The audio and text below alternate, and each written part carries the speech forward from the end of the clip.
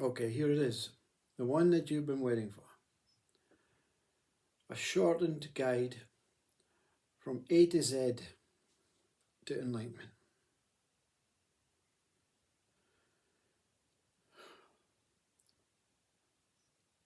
From the experience, and only the experience, from this, whatever this is.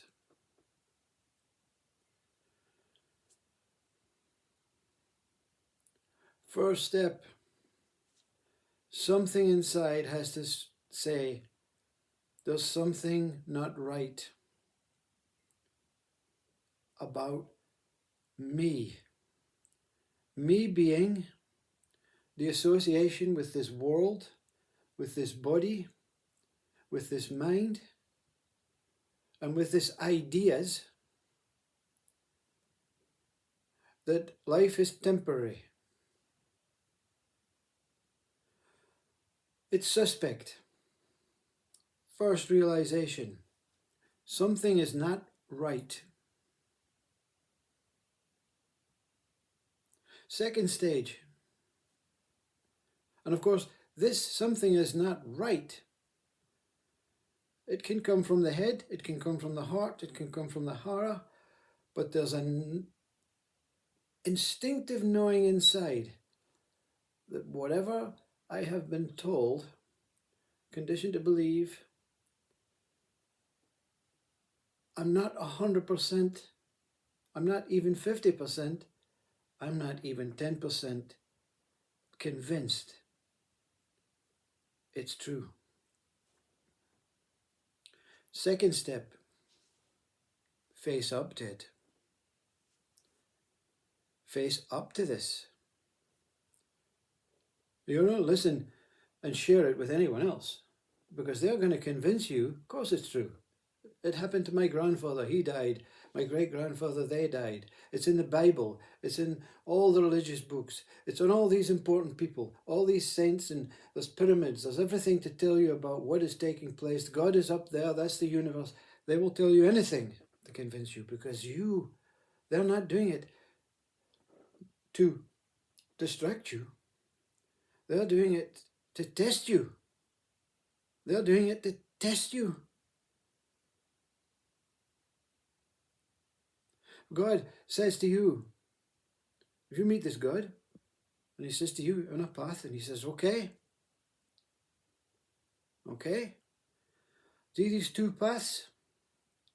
One is going to lead you to heaven, and one is going to lead you to hell.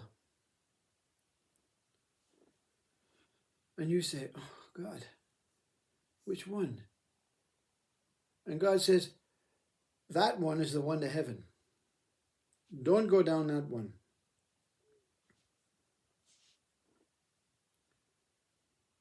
What are you going to do? What are you going to do? You're going to believe this God over your own instinctive knowing? You're going to take the path to hell, and you'll find heaven. That's what the gladiator approach is when you are seeking. I have to deny everything, as Ramana Maharshi says. Every thought. Even if the thought says, you're an angel, you've discovered consciousness, not this. You face up to the mirror and say, I'm not moving until you disclose your truth of what you are. So what are you saying? Until I disclose the truth about what I am. Because you're speaking in the mirror. You don't say to the mirror, you. You say, who am I that looks in the mirror? Who am I that's looking back in the mirror? What the hell are you hiding from me? Who are you? What are you? But you're saying it to yourself, are you? You don't even need the mirror. Who the hell am I? What's going on? What is it that's trying to convince me? There's something I know. I knows. There's no physical harm to the body. This is a mental dehypnosis to try and recover the truth that you are. But you have to be willing to let go of the lies. This is the important bit. I want to find truth, but I don't want to let go of, of, of my fortune. I don't want to let go of my house. I don't want to let go of... These are thoughts. These are materialistic things. How can they be taken away? How can they be taken away in front of the mirror? I'm prepared to lose my house. Yeah? I thought, I'll give it up. You don't look around and say, but don't take the actual house. It's all thought-based. Seeking, discovering, realizing, revelational insights, enlightenment, awakening are thought-based to remove all the thoughts that have been haunting that what is within. Who is the sufferer, says Moojiji. Who is this? Look in the mirror. Who is suffering? What is suffering? Is this body suffering? Is this body suffering the thoughts of losing the job? The body's not compared, not even caring about losing the job. The body doesn't want to go to work. And it's in other terms. So the employer's terms is your body will do this, and your body says, I don't want to do that. But your mind's saying, well, you have to because we have to pay the rent. Your body is saying, no, forget the employer. I will work for you. I'm not going to work for them. I will work for you. The body is speaking to you all the time. The body is telling you all the time. I will keep providing oxygen. I will keep providing a system that allows you to eat whatever you want, and I will defecate it, and I will do everything in my possible to keep you alive. Because it's me that has to keep itself alive to please you. It's all a one-way looking. It's all a one-way inquiry. The world is just a attraction, something that, what's the word? It detracts you, keeps you away from it because it's testing you. God is always testing you. No, don't look inside. Look here. I'm God. Your religion is saying, no, don't go there. Come to church on Sunday. Come to Mass. We'll show you. Everyone wants you to take the wrong path, but they're not allowed to tell you because they think they're the guides, they're the angels, they're that people that you think are real and that some are superior to you, or some are inferior to you. But they're all just passing strangers, helping you adjust, helping you to discover or uncover or recover that what the mind has masked for centuries. You've been here for centuries, you'll realize that. Third step, once this has been faced up and once the whole ego has been destroyed, it will return as I. It never left as I, but every identity, association, name and everything becomes as if it's non-dual. You become one. You cry for days with joy. You cry for the freedom. You cry for thanks. You cry for gratitude. You cry for forgiveness. Sorry, I didn't realize. But I is still there. But it's okay because you're in Sat Chit Ananda. But something inside says, keep going. And there's a great video from Moojiji that helped this one immensely. I thought it was all over. I thought it was all over. I did it. And Moojiji, I saw this video, said, keep going. Keep inquiring about this I. Keep inquiring about I. Keep looking at it. Keep analyzing it. I know everything is great. Everything is wonderful. You're not suffering anymore. You're not ill. You have everything has seemed to submerge and disappear, and you're in this within this whole empty void, this abyss. But I is still there. Keep watching it. Keep observing I. Don't try and get rid of it. Don't expect anything to come from it. But watch I. Sit with I. Talk I. Meditate I. Be I. Allow I to pass. And this can go on for months and months and years. But it really proves how able you are and how much consciousness is giving you the support. Because everything will make way for you. Your job will make way for you. Your family will make way for you. Everything will make way. They don't know they're making way. Step 4. Into the forest. When I is about to drop and disappear and submerge, consciousness will appear as the spirit. You go into the forest on your own and you just sit and wait. You no longer associate with you and the forest, you just are. And there's not a you are, there is just that what is taking place. You'll not have to plan to go into the forest because consciousness will guide you in every step. This spirit, this Christ consciousness that now is so easily exposed because I has disappeared, will take your hand and lead you to the moment. And in this forest, in this period of time where everything becomes pure, tranquil, whole, something will reveal itself. And that's as far as one can take you. Because this one was shocked by God. The voice says 1 moment. And everything became clear. Every information about how we began, how mind began, we were here before mind. We're never not here. We don't begin, we don't end. This we is that what truly is beyond I, beyond consciousness, within consciousness. It cannot be experienced out of consciousness, but it is seen that even when consciousness goes and I goes, something remains as that what it is.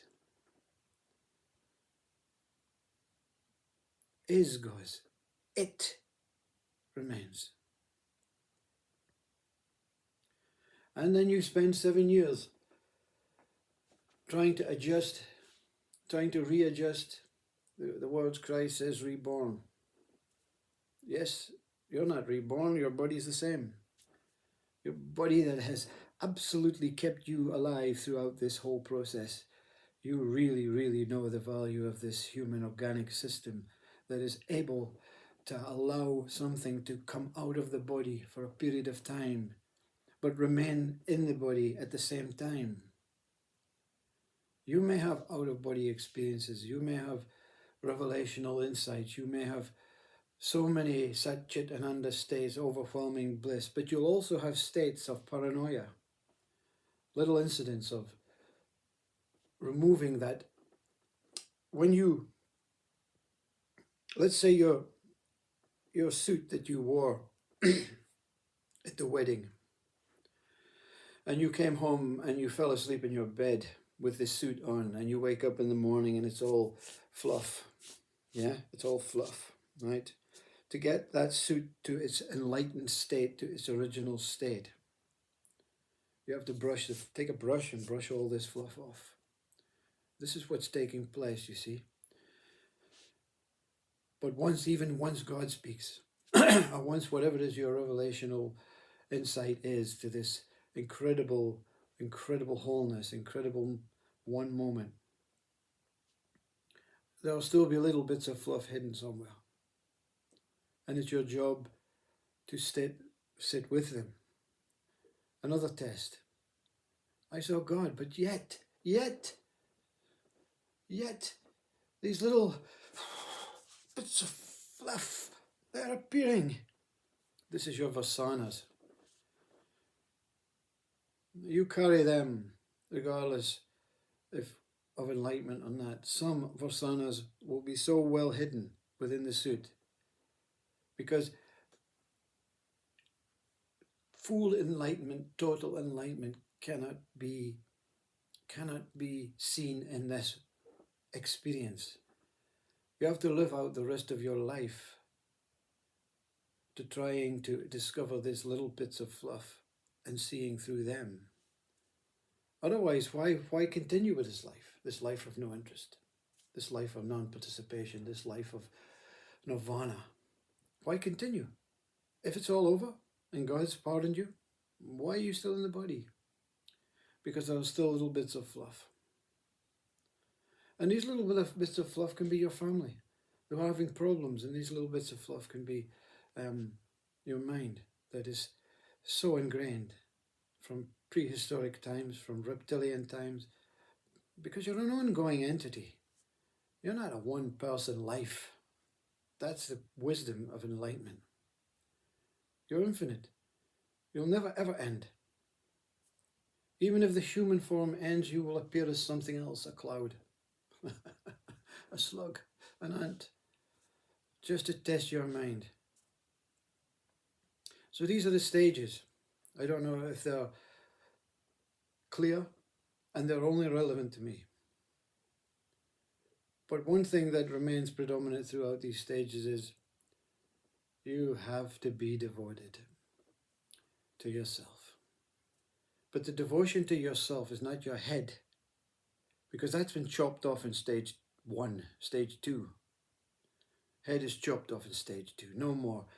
Nothing going on up here. Vacant. No. Moojiji says, I'm not a hotel. I don't take any more vacancies.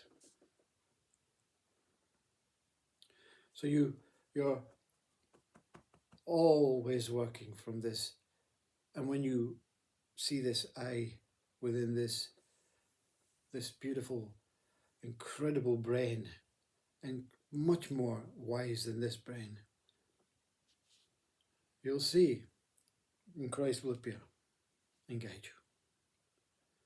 And then the words, through me I am is the way. You realize Christ was not speaking about himself. He was saying, I'm giving you the words. You are the way. Each one of us is the way.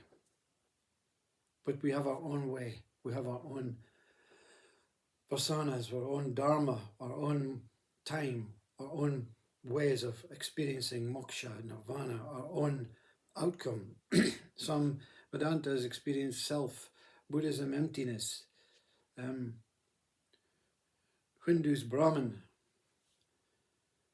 Vishnu, Shiva, all different ways through your initial culture, your initial person, whatever you are before you start this. I don't know what else to say, but stage 5 is the acceptance that enlightenment has passed. It never fully passes. As Moojiji says, this kiss within remains remains within you infinitely, every moment of every day for the rest of your body life. But there has to be a grounding. And this is when you say, well, you know what? Whatever's taking place in my mind, which is the external world, is not taking place here. Everything that's taking place here is okay. Everything is the same. Everything is one. There's no tier system anymore. It may be out there, but there's no tier system in here. There's no beliefs and hopes that this system is going to crumble or grow, because it does not exist. There is no tier system. There is no superiority. There is no division. There is no segmentation. There is only one whole. That is what it is.